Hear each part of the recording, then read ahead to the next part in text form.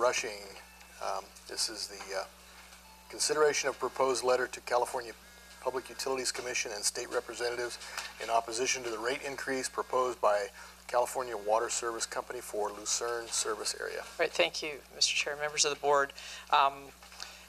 As the board knows, the general rate case comes every 3 years for Cal Water, and the last time there was one, we also had this item before us. And just for the citizens' information, this board obviously doesn't set the rates for water in Lucerne. What I'm asking the board to do is speak for Lucerne in this rate hearing. And I believe that there are a number of points to be made, which I have outlined in a letter, and I'll make them very briefly now. What I'm hoping to hear from the citizens today who are here is if the citizens believe these are good points to be made, and if there are other points the board needs to make on behalf of the citizens. We could spend a lot of time talking about how awful the water rates, and we know how awful they are and what a burden they are for many citizens. So it's important to kind of get to the points that we're going to try to make with Cal Water around the rate making mechanism. And I'm hoping that the board will agree to speak for Lucerne in this hearing, and that's really ultimately what the vote's going to be. So I suspect the board will want to do that, and so I'm hoping that we can just kind of zero in on what will be effective. Okay. Is there anything else? No. So let me just real quickly go over the main points that I'm making in the letter. There were two letters. One is to the Board of Supervisors directly asking for this item to be put on the agenda, and the other is the proposed letter to the Public Utility Commission. I make pretty much the same points, but if you go to the letter that I'm suggesting for the Public Utility Commission, the first is that first point to be made is that average bills don't tell the entire story. There are many vacancies in Lucerne, and a lot of people have left, and there obviously the economic conditions of the town are difficult, and so that some bills that are being reported can be very, very high.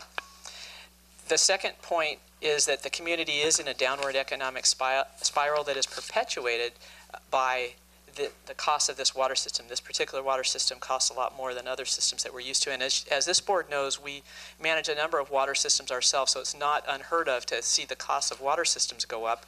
We manage that as best we can.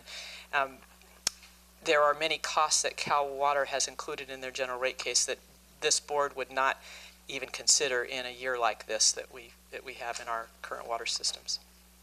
The third point is that the water bill is a significant factor in pushing families to the economic brink. I'm hoping that Lucerne will gather those stories for us. I don't think we need to hear all of them today, but I would like to have those stories for us at the PUC. And we're skeptical of some of the motivations behind the rate increase, in part because some of the expenses that Cal Water is asking for are expenses that in such a downward economic spiral could best be deferred. The remedies that I am suggesting at this point, I believe that we're weighing in on a rate hearing that is pretty much set. The way the rate mechanism works is pretty much set at the PUC, but I am asking the legislature and our legislators to look at some of the options for rate reform, particularly with these disadvantaged communities. It's very, very difficult to imagine turning this thing around for Lucerne without some kind of ability to have a fund that helps out disadvantaged communities or something like that. So anyway, those are some of the main points that I'm making, and if the board has any other ideas or if the citizens have any other ideas, I think that might be the best course of action. Also, if you support the board doing this, please let the board know. Okay, any other questions from the board before I open it up to the public?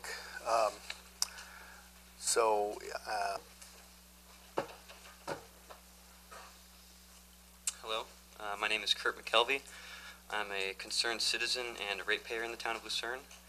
I'd like to start off by thanking the Board of Supervisors for taking the time to address the water rate issues in Lucerne. I've lived in Lucerne for almost 20 years now, and within the past 7 years, I've seen the economic conditions of Lucerne get worse and worse, largely due to the rising water rates in the community. It's out of control, to say the least. In 2005, Cal Water, the corporation that services our water, applied to the California Public Utilities Commission for a rate increase of 274%. At this time, there was an uproar in the community because our town could not afford this increase.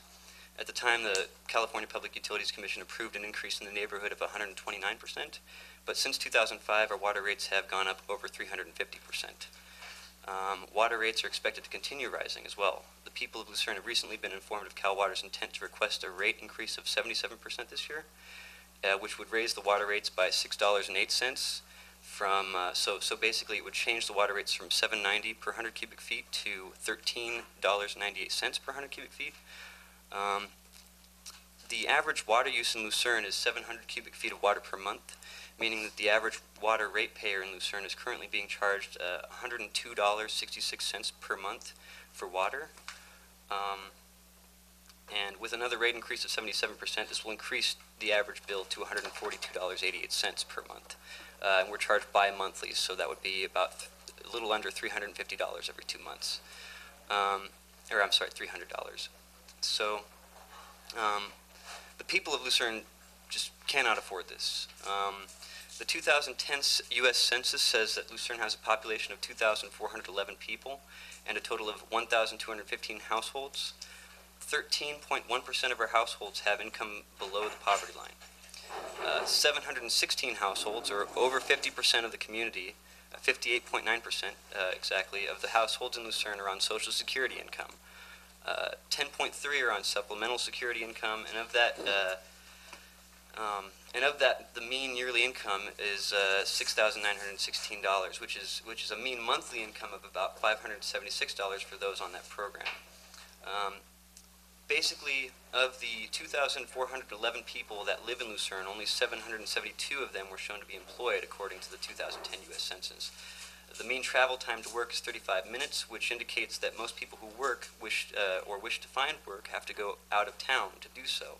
There are simply not that many jobs in Lucerne, and the economic conditions are not capable of sustaining the current rates as well as any increase.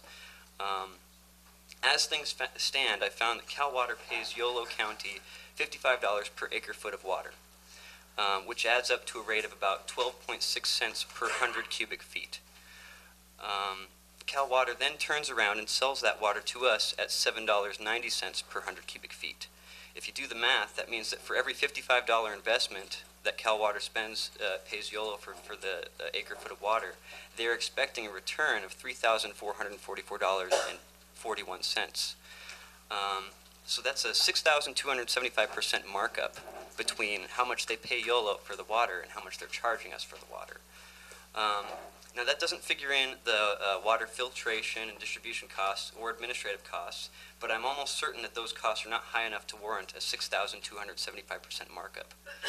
A few years ago, Cal Water gave a report in Advice Letter 1963 in which they outlined their revenue made from the town of Lucerne in 2009, and they filed this with the Public Utilities Commission.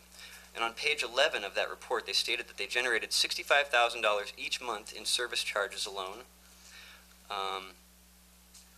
which totaled up to $789,000 for that year, and they made $761,000 in water rate charges, which totaled $1.5 million revenue for 2009. So yeah, $1,550,000 revenue to be exact. But based on these numbers, I was able to apply our current rates and calculate a pretty accurate projection as to what Cal Water is likely to be making this year. I project that Cal Water will make $1,136,000 in service charges, $846,000 in water rate charges, which will total up to $1,982,000 in total revenue for 2012. Now this is a conservative projection. I'm almost certain that it's more. In fact, actually, I just did some research during lunch and just now found out that Cal Water stated that they are expecting a revenue of $2,254,000 for 2012. And that's outlined on page 19 of attachment G of document 170183, filed with the Public Utilities Commission this year. So my projections were actually a little less than what they're actually making this year. So over $2 million a year is being squeezed out of Lucerne right now, and it's expected to go up. There are only a little over 1,200 households that have water connections in Lucerne, and it simply boggles my mind to think that 1,200 ratepayers in my town are having to generate that amount of money for a private corporation in order to stay afloat. So with that said, I urge you to help our community. Please work towards water rate reform for disadvantaged communities. If a change doesn't happen soon, my hometown is going to be drowned out by the escalating water rates. People will no longer be able to afford it, and the people of my town will be forced to move elsewhere. I'm not going to accept that. I'm going to do everything I can to make sure that doesn't happen. So please back me up, back up my town, and let's work together to create water rate reform for disadvantaged communities. Thank you. Oh, and also, another thing is I've got some information here, some documents. This is some information I've compiled on our local water issues, and I also have the documents that CalWater has given to the Public Utilities Commission, in which they outline their 2009 and their 2012 revenues. So if you don't mind, I'd like to give these to the board. There's that, and there's the 2009 rates and the 2012 rates. And there are extra handouts up here if you want to take them on your way. Okay, thank you.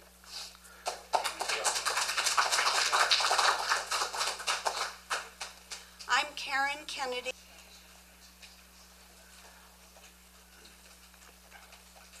Thank you, Board of Supervisors. My name is Tom Smegel. I'm with California Water Service Company. I do the regulatory work for the company. I've met Supervisor Rushing on a number of occasions. What I wanted to say is I appreciate all the comments that everyone has made today, and I think those are all appropriate comments to be made at a PUC hearing or in front of the PUC. Particularly the comments that Mr. Bach just made, that we subsidize the rates here in Lucerne, so that you talk about the costs of providing water service. The customers here are not even paying the entire cost of providing water service to the community here. It's subsidized by about $300 a year from other customers of CalWater. And we proposed in our rate application to increase that subsidy from about $300 to about $375. The Board of Supervisors, the customers, others could propose to raise that subsidy even greater degree. The other thing I wanted to mention Wait a minute, was... just so I understand Sure. what you said, you're suggesting that the board subsidize money so that you can raise the rates? No, I'm sorry. What I'm suggesting is that the board, in their letter to the commission, suggests that, as is currently done, the California Water Service Company, other customers, are supporting the customers here in Lucerne to the tune of $24 a customer a month, as has been mentioned. Okay. And we've proposed to raise that number to $31 a month. So if the Board of Supervisors wants to say, we think that's a great idea, we think it should go further, I think that's what Mr. Bach would say. That is something that you should consider putting in your letter. It's something that the commission needs to evaluate, because normally the commission looks at costs on a district-by-district basis. And the costs of providing water service in Lucerne are very high, as everyone has said.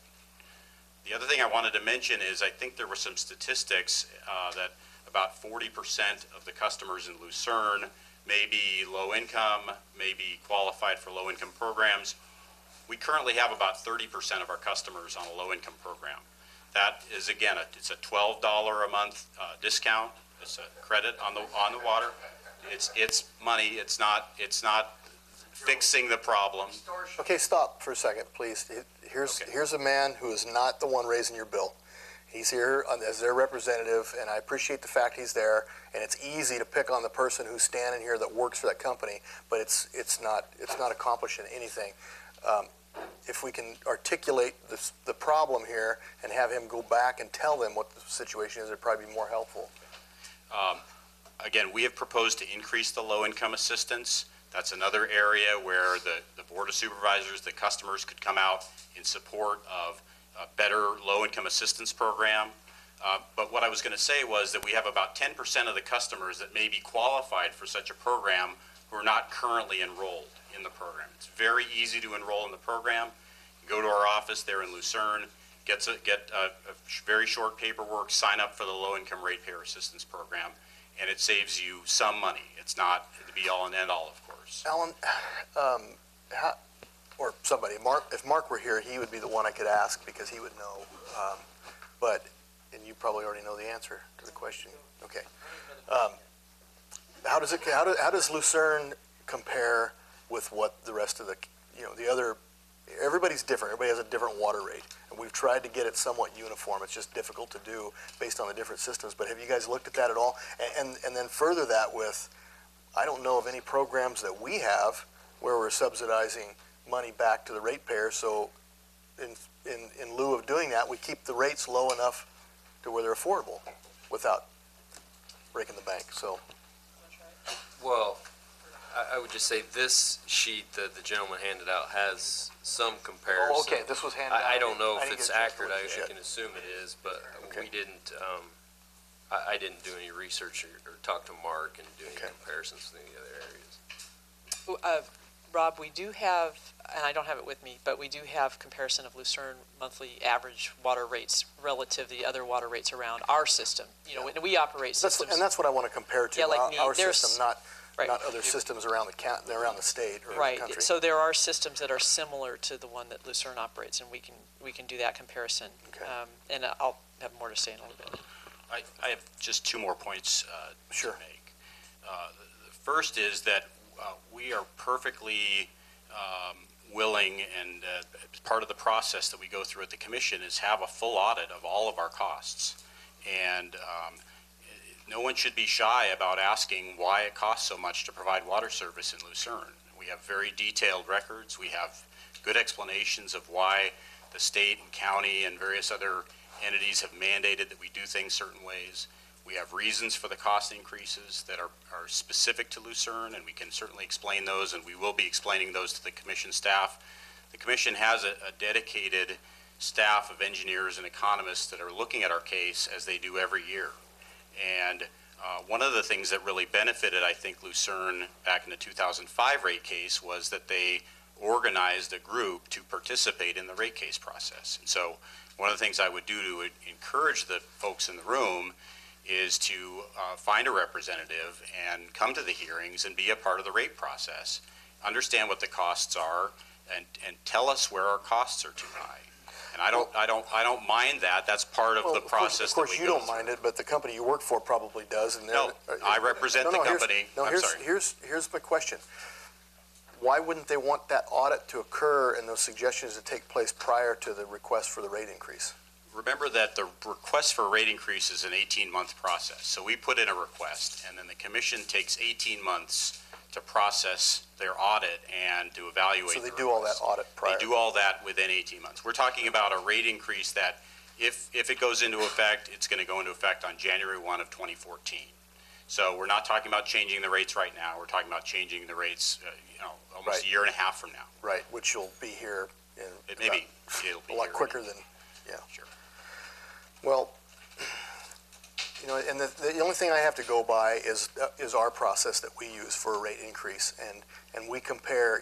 We're looking at the cost of operating water systems in Lake County based on what people make here, based on what the cost to operate, based on what our special districts earn, and what the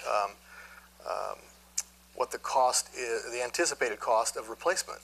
And those fees are so much less than what you have here. Do they ever take that into consideration? They're comparing their entire system, and they're kind of averaging everything out instead of just expecting what the costs are here in Lake County and going by that. So Again, sir, it's a cost-based system, so they're looking at what we're All of ours- required to do. all of our systems Well, are cost-based. You're talking about a comparison-based system.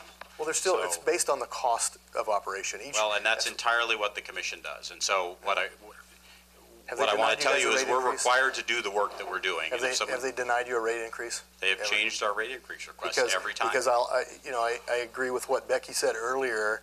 They may it's an old game. You ask for $100, knowing full well that you're going to get 65. So that's just an old game that's played. So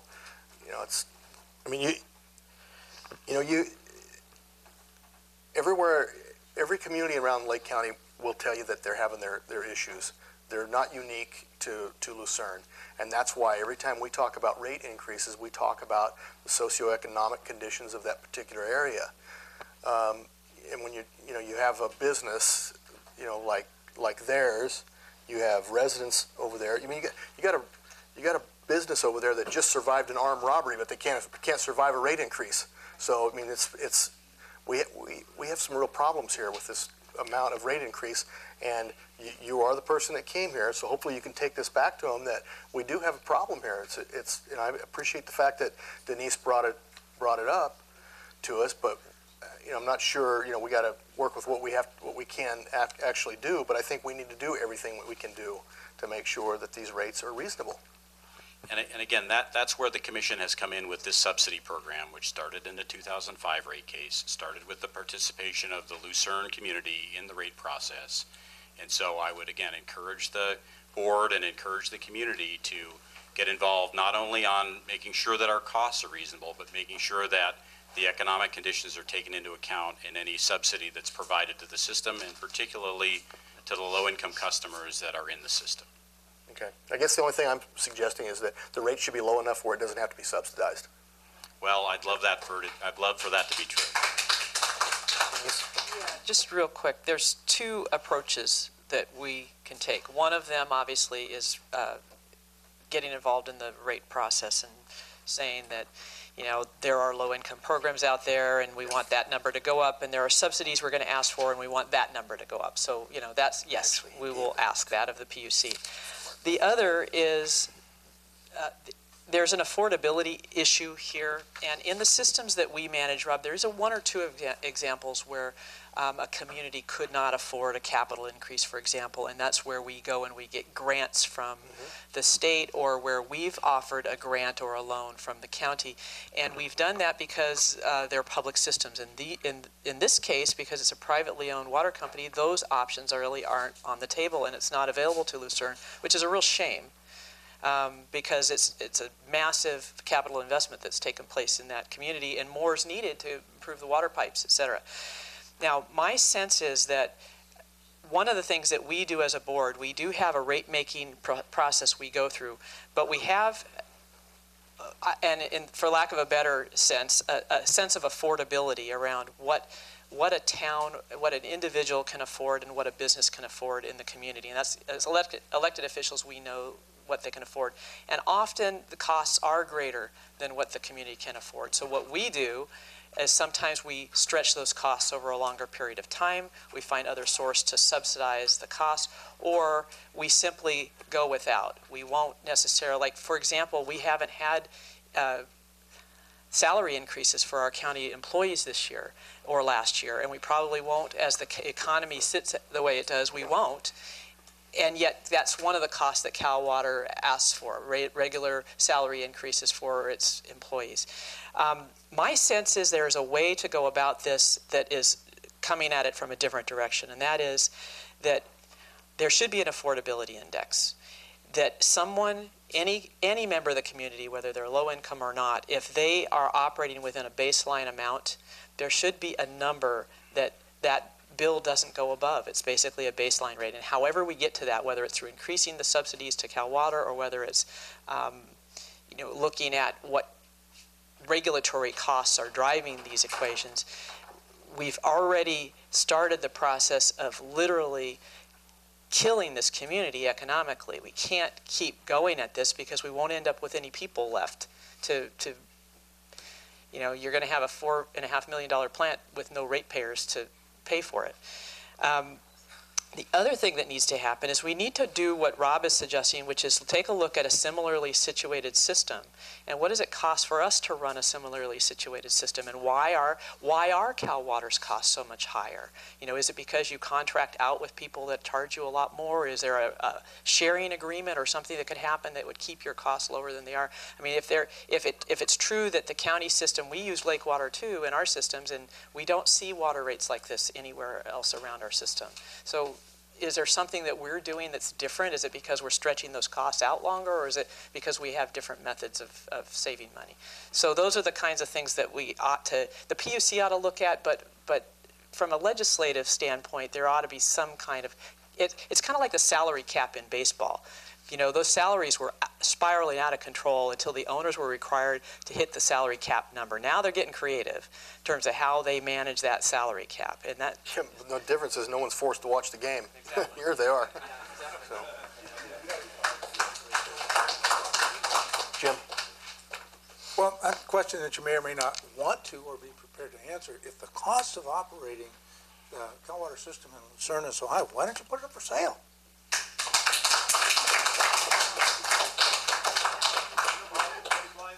We're providing service at a level that's required of us. And so I don't know what the county's doing. I'm not suggesting the county has a different level of service. I'd love to look at those costs for the county systems and We'd figure out. love for you to look at it. Well, that's Because fine. we I'm have happy to look at that. multiple systems running out of the Clear well. Lake Oaks and Okay. Nice as well, they're not county-run systems, but Again. they're lower rates than yours. Again, But I was serious. That wasn't a frivolous question. I meant it. well, I understand what you're saying. And we're in the business of providing good water service. And so if Well, I somebody think, else. and Tony mentioned just Yep. a little, real softly here, but it's a fact. It's the difference between us and a for-profit company. And I understand that too. Folks have to make a profit. You're not going to do it as a nonprofit. Well, are you shaking your head? You're a nonprofit No, I organization. think that's a distinction which people like to point out, and it's not really that big a distinction. I've got investors. I'm not saying it's a bad thing. No, People- I'm not saying it's a it's just- thing. I'm saying I've got folks that have invested in the system just like you would have bondholders that invest in your systems. I have to pay off the bondholders of my understand. system just like the bondholders of your system. It's an explanation. That's what I'm Well, suggesting. what my issue is that I have to pay the full cost of service through my water rates. That's my only source of revenue for this community or any other community. And so when I hear, oh, we subsidize capital projects through the general fund, we've been forced to do that. I don't have a general fund. And so, I mean, maybe if the county's willing to make big subsidies to Lucerne. We don't subsidize ongoing costs, and that's what you're asking to be done here. This is an ongoing operation. Right. Are you doing huge capital Well, I think everyone's improvements right now? asking for that. I don't think anyone is asking against that, for us to continue to subsidize the system. No, you're asking, that's different. We don't subsidize just regular water rates. We're talking about if we have to go put in a new tank or some big capital expenditure, then yeah, we pay for that out of general fund. That's different than what you're talking about. I'm not sure what Okay, the. I mean, I don't mean to be argumentative. I apologize for doing that. I'm just but asking for- I don't think that is true, actually, Okay. so. Tony? Well, I don't want to, in the interest of time, repeat what a lot of the other board members and the members of the community have stated. Obviously, there are some distinctions between the number of water systems we operate and sewer systems that are non-profit, not-for-profit. By no stretch of the imagination are we angels here with those systems. We inherited a number of systems at one time were private. Some of them are mutually held. They have lacked investment over the years. They have become antiquated. We're doing our best to bring those rates up, to reinvest in those systems. In fact, we have also implemented a tier structure, which is to deter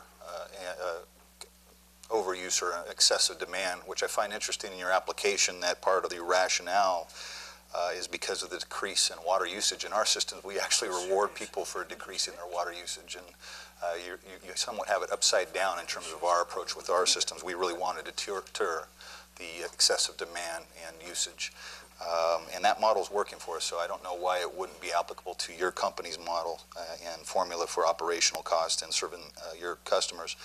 I did learn, which I wasn't aware of, and this is me being naive and not being familiar with private company-owned systems, is that out of your 34 districts, and correct me if I'm wrong, if I'm not understanding our memorandum or our letter, that part of the reason that this rate increase is being presented is that there's a cost sharing amongst the 34, including the Lucerne, for the renovations and improvements in the San Jose facility. Is that accurate? In total, that's accurate. Remember, of course, that all of the costs of our San Jose operations, plus some of the costs of the Lucerne operations, are subsidized out of the system. So they're not even paying the cost of the Lucerne system based upon the subsidy that each customer gets. Right. So you're, unlike us as government agencies and community service areas, when we do a rate increase and we set a rate for the covering our cost and capital improvements, it's those rates aren't shared or spread across a rate base from other systems. They stay only within those confines of that community service area. What I am understanding you and your company, you're able to spread those costs over 34 districts, is that correct? That's the administrative. This is their essential, their administrative. You understand my question? A very costs? limited number of those costs are subsidized out of this system. If you take a PG&E, for example, the electric utility that's up here, they have a uniform rate, and that's another thing that one of the customers here talked about. They have a rate across their entire system so that no customer in any part of PG&E service territory pays a different rate from any other customer. That is not the way that water utilities are currently regulated at the Commission, but we do have this subsidy fund for Lucerne and a couple of other districts. I'm still not clear. So my question is, are you able to spread your rate base for capital improvements or plan improvements or projects or lines across your 34 districts, or they have to stay within that individual district for those improvements? Generally, they're staying within that individual What do district. you mean by generally? Again, we're talking about the subsidy program. We're pulling cost out of Lucerne. So forgetting the subsidy program for a moment, yes, every cost stays So within some the money rate-making that's district. coming to subsidize Lucerne is coming from other districts? Yes, Right, so you're able to spread those costs? yes. Okay, so if state legislation was introduced, because this is my other question, we are, if this is accurate, the second highest highest share per volume out of the 34 districts. Is that accurate? I haven't seen that chart. I understand that that's what somebody That's what our says. staff has provided analysis. Again, per volume relates to how much volume an individual Right. customer uses. We have systems What where users what use concerns a lot. me is when you look at a residential, and I pulled a residential billing of, which is bi-monthly every 2 months. You have a 5/8 service charge, 94.62. I'm assuming the SRF service charge, a state revolving loan fund, or what's SRF stand Right, for? the customer pays about $20 a month to the state as a surcharge for the water Well, treatment this plant. customer's paying 33 for 2 months, 33.04. Yeah, there's two different surcharges there. Right. One is for a state So, safe drinking and then- water. And then looking at the demand of, say, 3 cubic feet over this 2 month, the actual use of water is, and I'm sure you know this already, is it's lower than the cost of these service charges. So, for example, this customer paid 3 cubic feet for, demand was for 3 cubic feet, 23.72. Service charge, the SRF, was 33.04, and just the base service charge was 94.62. The Castle, if we look at the 2-inch service charge, is $757. The SRF service charge is $264. Our demand was only 20 cubic feet for $158.15. So the demand actually, even on that example, is lower than the service charges. Keep in mind, and I know you run some water systems, I know you're aware of the finance of some water systems, 98% of our costs are fixed costs. The same should be true of the systems that you operate. The cost of having the pipes, the cost of having the service people, the cost of the billing, the cost of whatever we do is fixed regardless of how much usage there is. And so when you talk about an incentive for conservation, yes, there's an incentive for conservation. You have that too in your systems. But when people do conserve, as they have in Lucerne, we are still faced with the same fixed costs of operating the system. So we can change the rate design. We can change the rate design so that the monthly charges are 95% of the bill. And maybe somebody wants that. I don't know. But that's not the way the rates have been currently designed. It's troublesome, and I think you can appreciate when you have such draconian rate increases, you cut into people's disposable income, which adversely affects the community, the economy. I'm concerned about some of these costs that once we occupy Marymount, what those costs are going to be to the students and the college. You would kill our community in its entirety. I'm also curious, so we could have a greater window into your budgeting. What is your kind of goal for set profiting, or profits that you try to acquire through your 34 districts? Is there a percentage net profit that you strive or target, or how do we get that type of information from your district? What's your rate of return? We have a rate of return of about 8.23% that is on all of our investment. And so that is not a rate of return on expenses. It's not a portion of the bill. It's on what's invested in the system. I don't know exactly what's invested in the Lucerne system, but that's on the investment in infrastructure. We don't make any money on the cost of our service representatives, the cost of our operators, anything like that. That is all passed through at the same cost that it is to us. How do So we, don't receive a rate of return on their plant here because they took out a public loan for that. Right. And Just the water system, so the pipes, Right, meters, and all that, they That's do correct. get a rate of return. how do we get that information? Is it public? it's public information, yes. So that's something we can get? And if I may, I don't mean to interrupt you, but you did indicate that we don't have access to various programs like that. We did, in fact, get a no-interest loan for the Lucerne treatment plant improvements. So the customer surcharge that you saw, the $16 a month customer surcharge, is paying back the principal on that plant, is not paying any interest on that plant at all. So that's a big benefit that the customers got, that any water systems customers could get. Here's kind of probably a strange off-the-wall, this is my last question. I appreciate your time and answering the questions. So you said generally you're able to subsidize or pull money from other districts, i.e. using subsidy approach for Lucerne.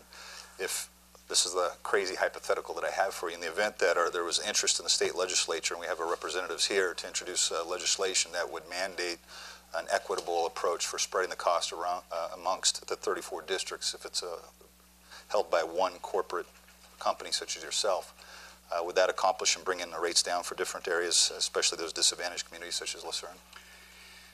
That's a big topic.